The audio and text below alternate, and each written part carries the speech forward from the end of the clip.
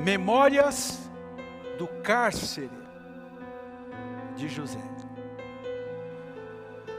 Foi lendo um dos maiores autores brasileiros, chamado Graciliano Ramos. Os universitários aqui já devem ter lido, feito trabalhos de escola sobre Graciliano Ramos, principalmente sobre a obra Vidas Secas. Tantas outras obras best-seller deste autor têm sido assunto de reflexão e meditação. Mas foi a sua obra Memórias do Cárcere que me chamou bastante atenção e me fez pensar em José do Egito. No seu livro Memórias do Cárcere, Graciliano Ramos, ele conta as suas experiências vividas no tempo do cárcere, o tempo da prisão. Ele foi preso em 1936 e passou por várias prisões, principalmente prisões em navios, em barcos, passando por várias cidades, por vários estados, como preso político, convivendo com presos perigosos, facínoras. E ele então, 10 anos depois, escreve Memórias do Cárcere, falando das experiências desagradáveis que ele teve, traumas, angústia no cárcere. E eu fiquei pensando comigo, por que José não escreveu também Memórias do Cárcere de José? Teria sido de grande valia para nós, para a nossa fé, para a nossa motivação, se ele tivesse escrito ali o seu diário do cárcere, Memórias do Cárcere. Quantas coisas José poderia ter escrito para nos abençoar. Mas ele não escreveu.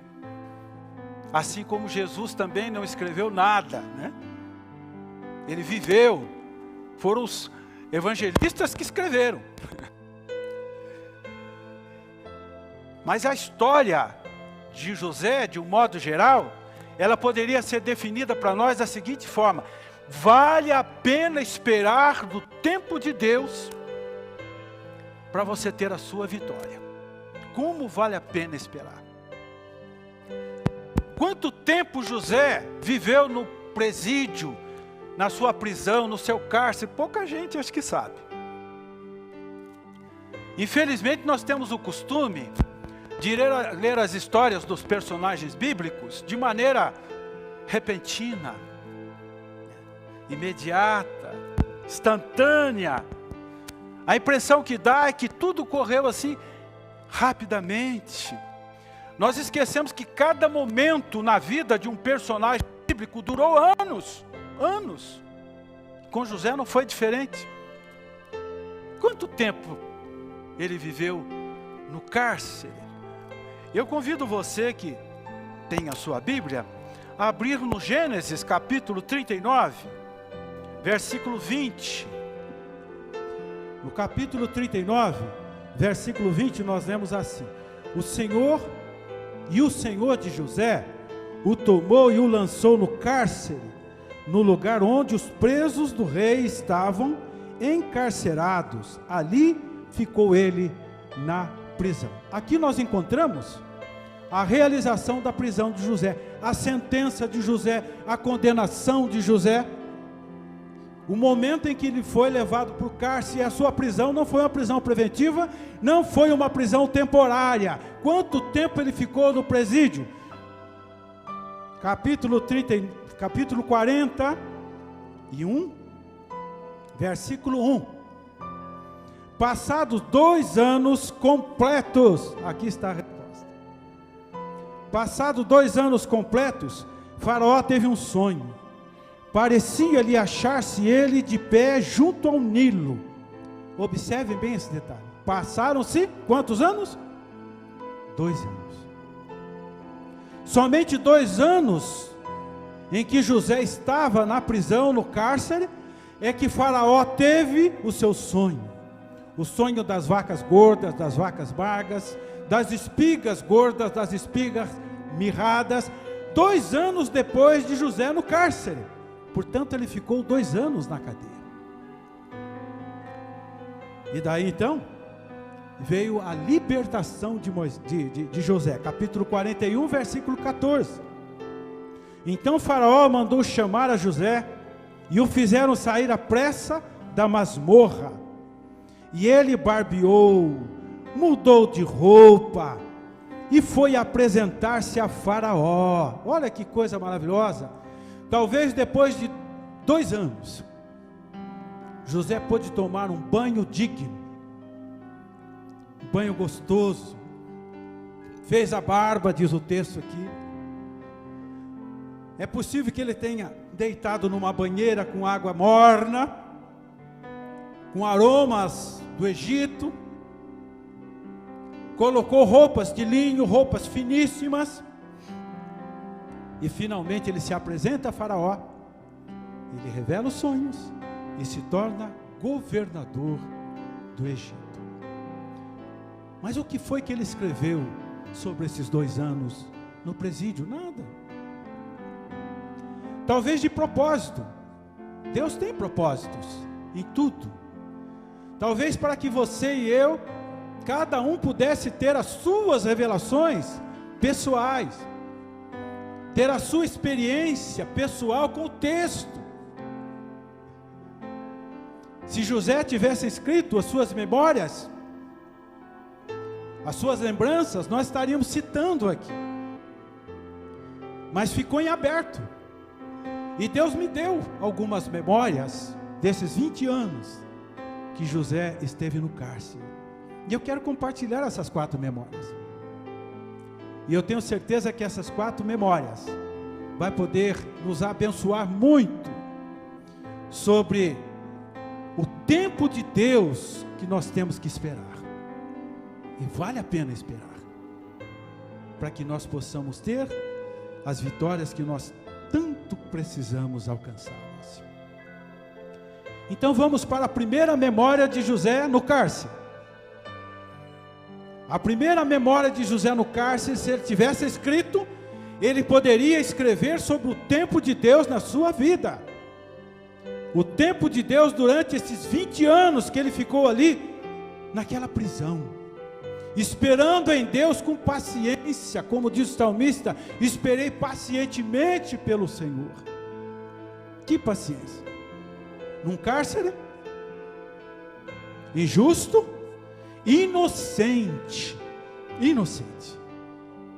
Eu tenho certeza que todos vocês devem conhecer pelo menos uma história de alguém que foi para um presídio, para uma prisão inocente.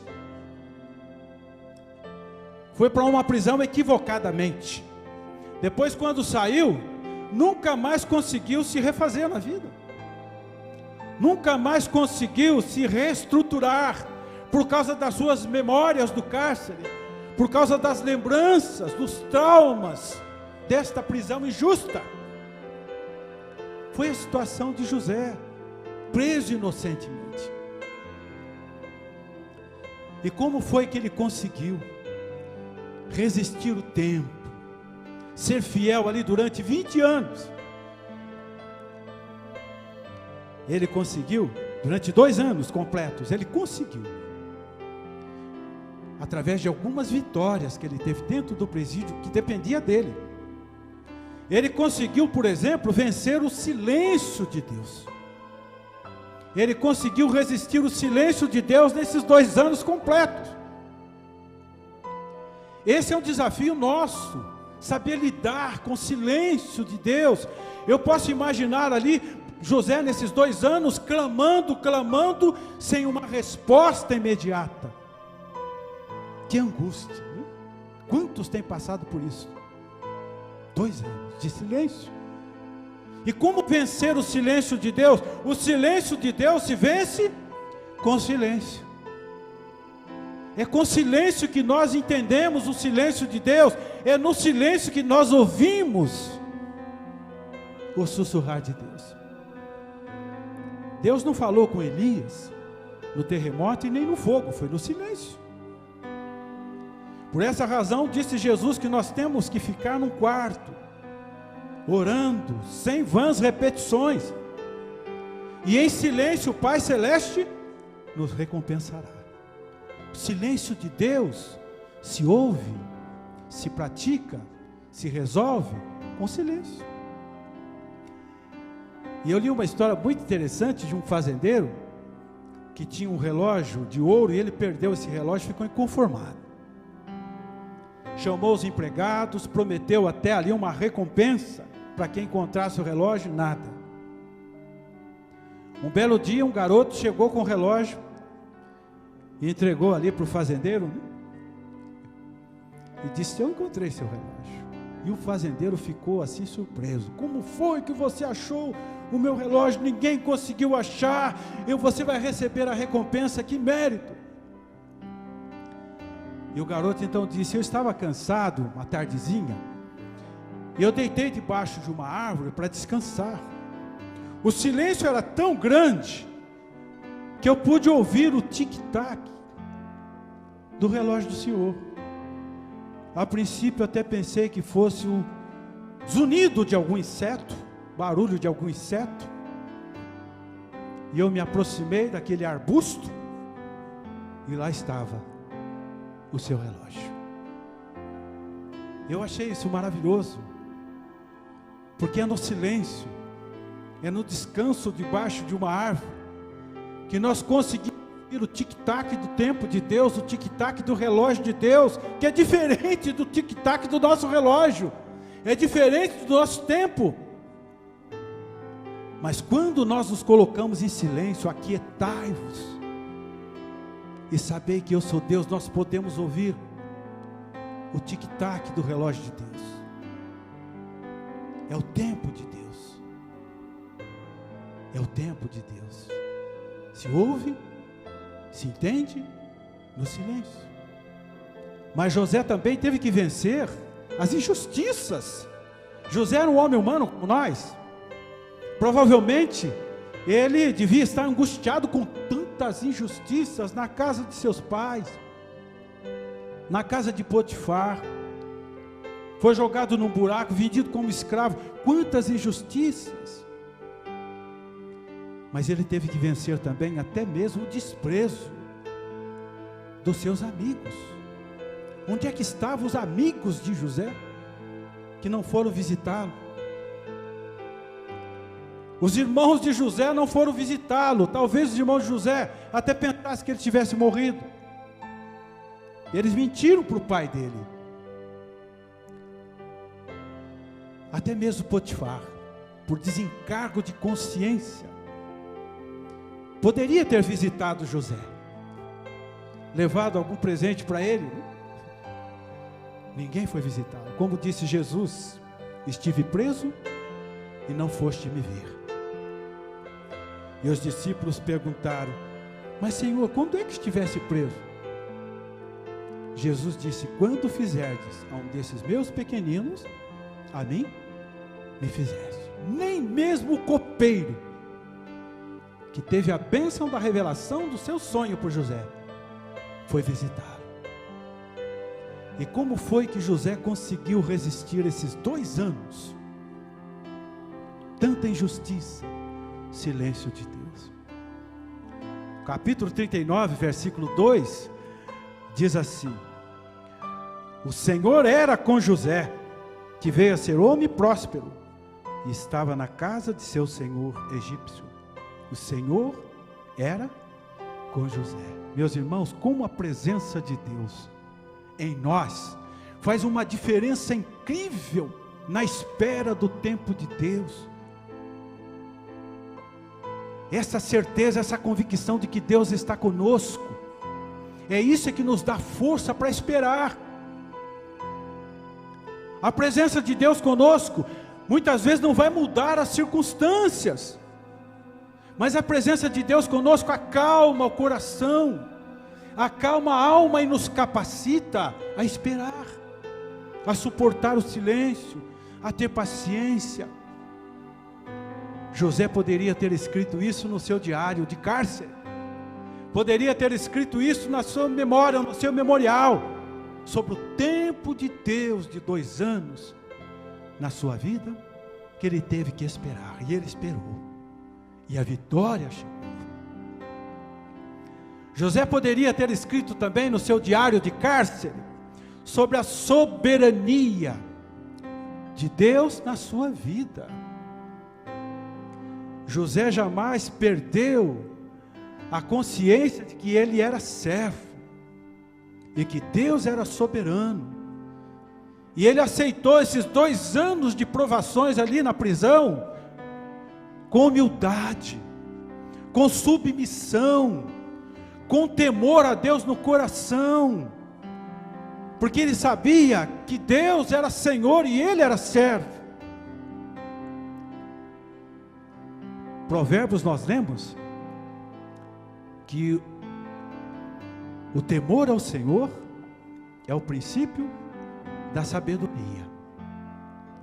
E José foi um dos homens mais sábios do Egito, porque ele temia a Deus. Ele temia a Deus. José buscava sabedoria em Deus para ser próspero. Buscou sabedoria em Deus para interpretar os seus próprios sonhos, lá na casa de seus pais, do sol, da lua, das estrelas. Buscou sabedoria em Deus para revelar o sonho do copeiro, do padeiro, sonho do próprio faraó. Ele sabia que a sabedoria que possuía inteligência e capacidade vinha de Deus. José buscava sabedoria em Deus para administrar. A Bíblia diz que tudo enquanto ele punha as mãos, prosperava. Ele fez prosperar os negócios lá na casa de seu pai Jacó, ao ponto de provocar inveja nos irmãos. Fez prosperar os negócios na casa de Potifar. Fez prosperar o Egito. O próprio faraó reconheceu: onde é que nós vamos encontrar um homem com essa sabedoria como José? Mas ele buscava sabedoria em Deus para aconselhar. José era um excelente conselheiro. E ele foi então contratado para ser o conselheiro de Faraó. E ele deu bons conselhos: como administrar, para construir celeiros. Ele era um grande conselheiro. Até que chegou o momento dele ser chamado no palácio para revelar o sonho do faraó. Naquele momento ele foi tentado.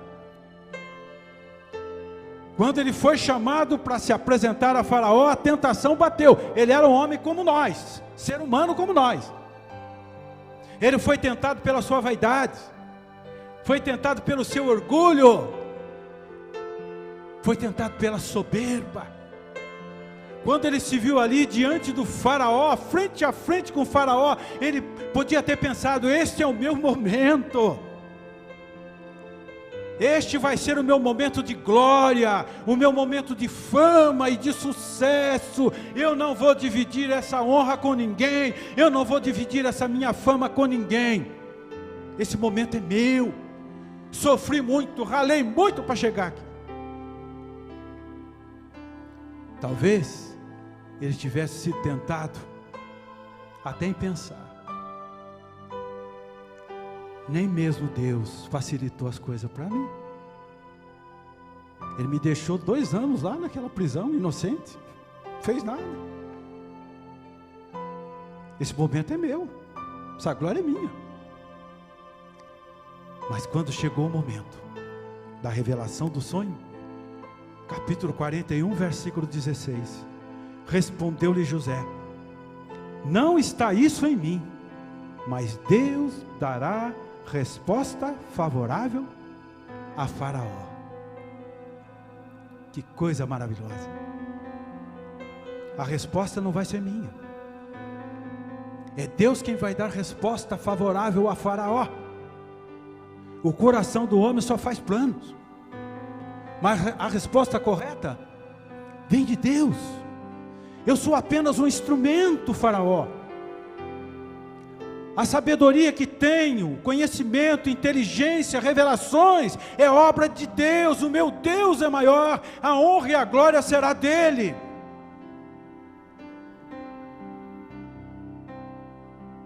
José sabia que seu coração era um coração de servo.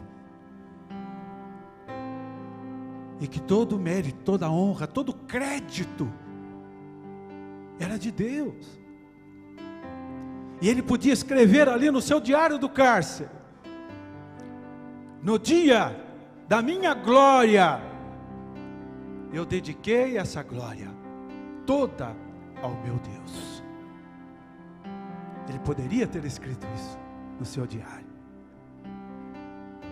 Mas eu pude ler isso através da minha meditação. Terceiro, memória de José no cárcere, seria sobre a intervenção divina de Deus para a sua libertação. A libertação de José não foi uma libertação simples, não foi uma libertação comum. A libertação de José, ela foi totalmente divina, sobrenatural. E durante os 2 anos que ele ficou ali, no cárcere, por nenhum momento ele deixou de crer que Deus estava no controle da sua vida. Por nenhum momento ele deixou de crer que Deus estava monitorando tudo, organizando tudo. Por nenhum momento ele deixou de crer na onipotência de Deus. E quando nós cremos na onipotência de Deus, meus irmãos, Ele pode nos surpreender de maneira divina, com milagres. Ele pode nos surpreender com coisas sobrenaturais, para nos deixar de boca aberta, mas nós temos que crer que Ele é onipotente. 2 anos no cárcere, por nenhum momento ele deixou de crer na onipotência de Deus, e ele foi surpreendido. Deus surpreendeu Paulo e Silas na prisão com um terremoto por volta da meia-noite. Eles estavam presos também, poderiam escrever no diário do cárcere deles. E quando aquele terremoto aconteceu, as cadeias se abriram e eles não fugiram. Eles permaneceram ali para confirmar se aquele terremoto era uma obra da natureza, era um terremoto comum, ou se aquele terremoto era uma intervenção divina. E eles entenderam, foi Deus. O propósito de Deus é que eles pudessem alcançar a família do carcereiro para o reino.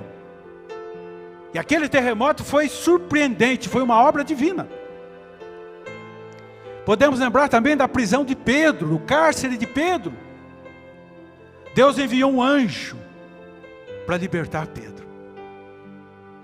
E o anjo então chegou para Pedro e disse: levanta-te, cinja-te, comece a caminhar. Na medida em que Pedro caminhava, as portas iam se abrindo, parecia até um controle remoto. As portas iam se abrindo, eram 4 escoltas de soldados, e Pedro foi saindo.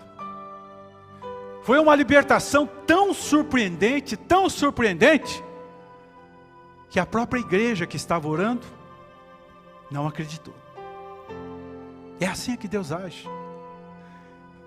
E aí eu me lembrei da cena do Jonas quando foi jogado no mar. Olha que cena interessante. O mar estava revolto, tempestuoso. E eles então apanharam Jonas e jogaram Jonas no mar. E quando ele cai no mar, o que acontece? Deus preparou um peixe em forma submarino. Foi uma espécie submarina. Por que uma espécie submarino? Porque dentro daquele peixe haviam todas as condições ambiente de sobrevivência. Tudo. Ali dentro daquele peixe ele teve oxigênio. Dentro daquele peixe, né, ele teve o conforto de uma temperatura razoável. Dentro daquele peixe ele teve calma, e ele pôde viajar quilômetros, pelas profundezas do mar, até chegar em Nínive. E ele não pôde reclamar nem que havia perdido a passagem. Não perdeu a passagem. Deus apenas mudou a rota. Enviou um submarino em forma de peixe. E quando ele chegou em Nínive, acho que nem mesmo ele acreditou. Não é possível. Que Deus tremendo. Ele é onipotente, Ele pode todas as coisas. Mas muitas vezes nós temos a visão de um Deus tão humano. Tem até uma palavra teológica para isso, né? Nós pensamos agnosticamente, agimos como agnóstico. O agnóstico não é ateu. O agnóstico acredita em Deus. Acredita num papai afetivo, amoroso, mas que não pode muita coisa. Mas quando nós cremos que o nosso Deus é onipotente, Ele pode nos surpreender. Por isso José, ao invés de se revoltar ali dentro do cárcere, ele falou: não, eu quero ser um preso modelo. Já que eu estou aqui, eu quero ser um preso exemplar. E a Bíblia diz que ele foi um dos melhores presos, ganhou a confiança até do carcereiro. E ali ele pôde esperar o tempo de Deus na sua vida. E pôde escrever, pelo menos no meu diário, né, sobre a soberania de Deus, do tempo de Deus, o livramento de Deus, através de uma intervenção. E finalmente, José poderia ter escrito no seu diário do cárcere sobre o agir de Deus no seu coração. Deus trabalhou o coração de José durante esses 2 anos, para que ele pudesse se reconciliar com seus irmãos, reconciliar com a sua família, e reconciliar até consigo mesmo. Porque Deus não pode agir numa vida cheia de mágoas, ressentimentos. E José era um ser humano. Quando nós lemos a história de José, nós percebemos que ele tinha ressentimento no coração. Os irmãos conhecem a história de José.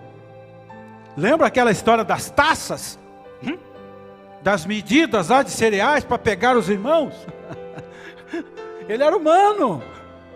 Ele era humano. Mas durante os 2 anos, Deus trabalhou o coração de José. E ele entendeu que não podia ser um instrumento nas mãos de Deus, se seu coração estivesse ainda carregado de mágoas e ressentimentos. Ele preferiu trocar a vingança pela bênção.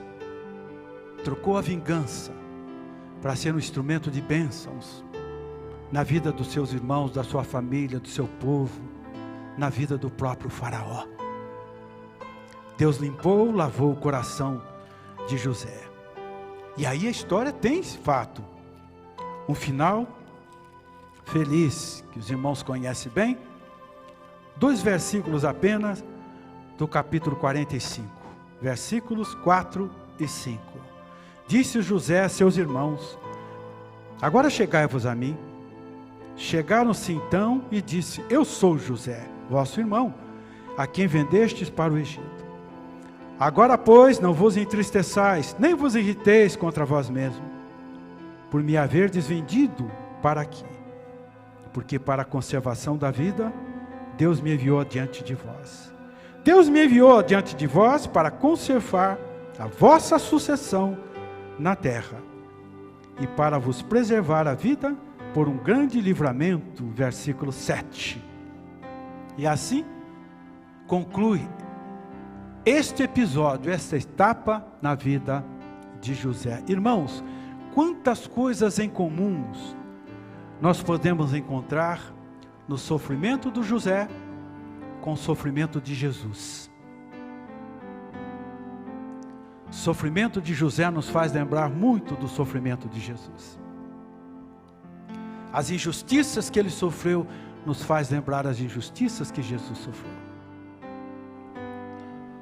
José esteve preso entre 2 malfeitores, um padeiro e um copeiro. Jesus foi crucificado entre dois malfeitores. Um malfeitor rebelde e um penitente. Na prisão de José, o padeiro não se salvou. O padeiro foi condenado. Mas o copeiro foi salvo. Na crucificação. O malfeitor rebelde, ele não se salvou. Mas o malfeitor penitente, ele orou: mestre, lembra-te de mim quando vier no teu reino. Ele encontrou salvação. Na revelação de José, do sonho do copeiro que se libertou, ele viu 3 ramos na videira. E José disse: esses 3 raminhos são 3 dias.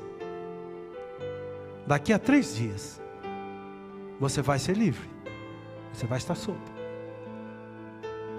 E assim que você estiver servindo o faraó, lembra-te de mim, quando estiver no reino. 3 dias depois, o copeiro intercedeu junto ao rei, para que o rei tirasse José do cárcere. Jesus ressuscitou no 3º dia. E Ele está junto ao Pai, para interceder por cada um de nós. No 3º dia Ele ressuscitou, para poder trazer libertação. Lembra-te de mim quando vieres no teu reino. Portanto, você que está em casa, que tem acompanhado os nossos cultos, que está ouvindo essa palavra, quem sabe você possa estar enfrentando algum tipo de cárcere. Existem tantos tipos de prisões. Pior do que a prisão de concreto, de ferros, são as prisões na vida. Vícios, hábitos, temperamentos, mágoas, ressentimentos, tudo isso aprisiona a alma da pessoa. Quem sabe você está precisando de uma libertação. O Senhor Jesus, nessa noite, Ele tem uma libertação para você. E José deixa para nós o seu testemunho como exemplo de que vale a pena esperar no tempo de Deus. Ele esperou 2 anos na prisão para ter uma grande vitória. Espere em Deus. Vença o silêncio. Vença as injustiças. E aguarde que Deus pode te surpreender com um grande livramento para a honra e glória do seu nome.